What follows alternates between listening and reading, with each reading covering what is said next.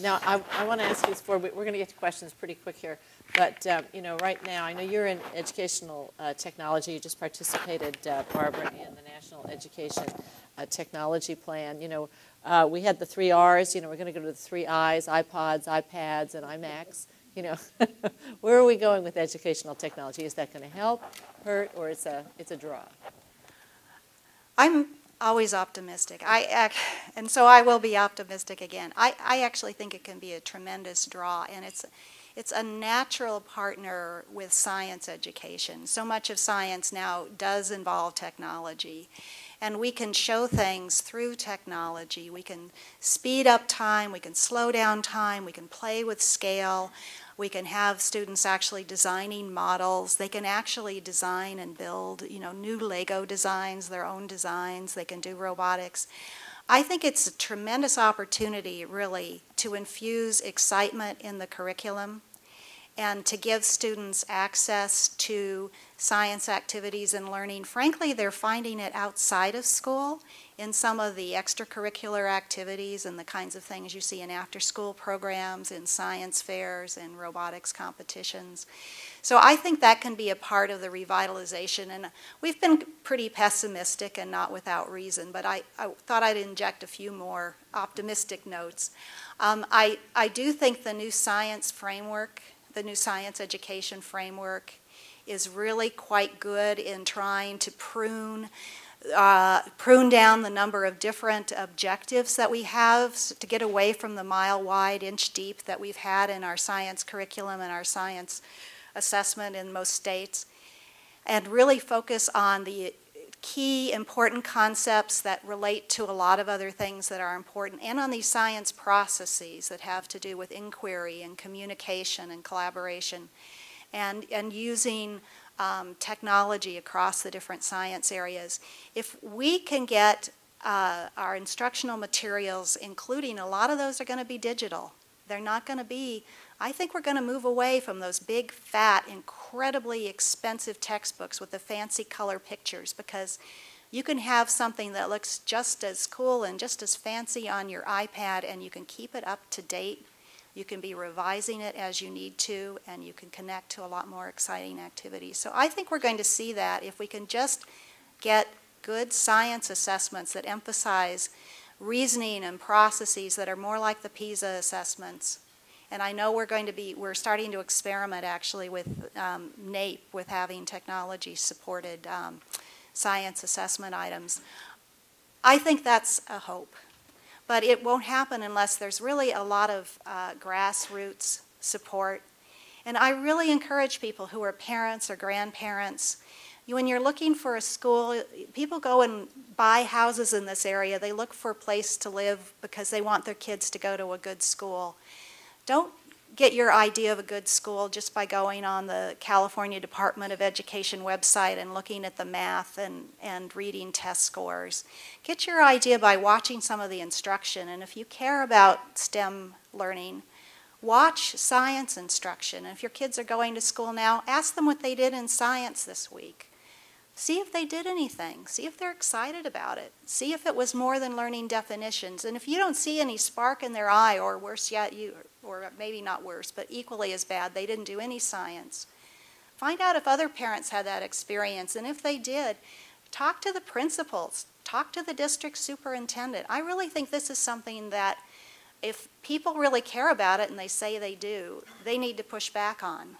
And that's what I think can make a difference. Well, I just drove by the football field here at Menlo Atherton, and we're not going to play football anymore. We're going to have you memorize all the terms. It's really going to work great. You're going to be so excited about football, you're going to grow up and want to go into it. It's the same thing. I mean, can science become a performance sport? And before I go any more, there are the microphones. Just come right up, and we'll start taking some questions. So. How close is this to? Oh, you're going to say something. I was going to ask Barbara a question. So when I met with the outstanding group of teachers and asked them about this computer in schools things, they brought up the TI calculator as a big success. And they said when we have a device that costs $100 or something like that, and every kid could have one, and they buy it when they come to school and they use it all the way to school, that's when we're going to really have effective computers in schools. I mean, do you agree with that? And are we almost there? We can't afford lavaliers here. I don't know. We have them, they just don't work too well. Okay. No, actually, I think the graphing calculator is a big success. And part of the reason is it was so closely interwoven with the curriculum and the teaching, and there really was a tight connection. Also, it was very mobile and affordable. The first one we have to do. We have to get it tightly interwoven with the curriculum. We have to have good content. But lots of people are developing good content. There are a lot of National Science Foundation development projects. There are a lot of universities developing some wonderful things. And you look at the what they're doing in India. They're now creating something that looks a hell of a lot like an iPad. It's a tablet just like that. It costs $40 to produce. The government is buying them and selling them to schools for $25. They're giving all of their kids those instruments. I think we're very close. That's great.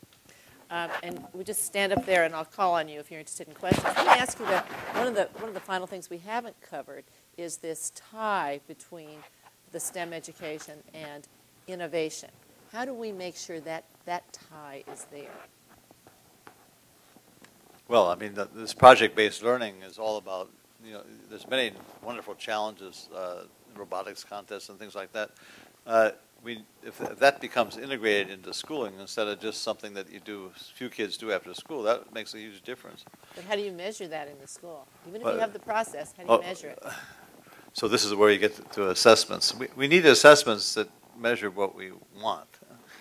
And this is not easy, but it's not impossible.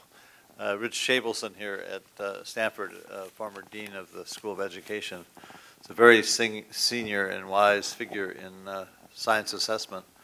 And we need to get people like him together with not only assessment people, but with some of the very most creative scientists who would never apply to be on a grant. I mean, we have to recruit these people, just as we did when we were doing the science standards. We recruited 40 members of the National Academy of Sciences. Basically, it's a time for a national service motivation, as we had post-Sputnik. Post-Sputnik, outstanding scientists were working in teams. Colorado Springs or University of Colorado, every summer, 3 months, that's all they were doing. That was before internet, so they weren't getting emails that were bothering them. I don't know how we do it now.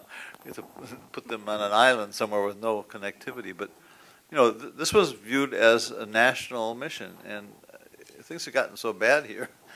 I'm sure, at least from knowing my scientists, I'm sure you could get the scientists to do it, the right scientists, but we don't have the call. We don't, the federal government doesn't feel it could do anything like this. They could only put out, it's its own bureaucracy, they could only put out requests for proposals. I know the scientists we want to work on this are not going to write grants.